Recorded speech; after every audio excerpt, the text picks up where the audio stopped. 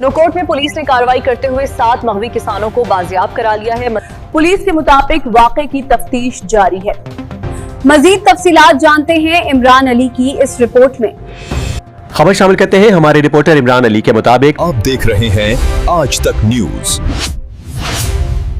खबर सच के साथ। नौकोट पुलिस की कार्रवाई, 7 मुग़वी किसान बाजियाब। नौकोट पुलिस ने एक अहम कार्रवाई के दौरान गैर कानूनी तौर पर हिरासत में लिए गए 7 किसानों को बाजियाब करा लिया।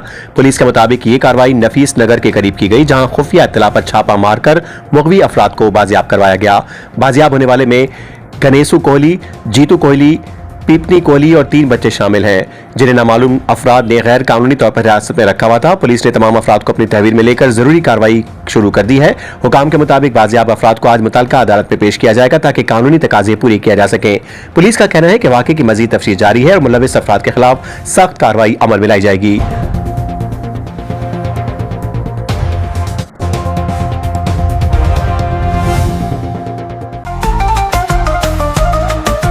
आज तक न्यूज, खबर सच के साथ।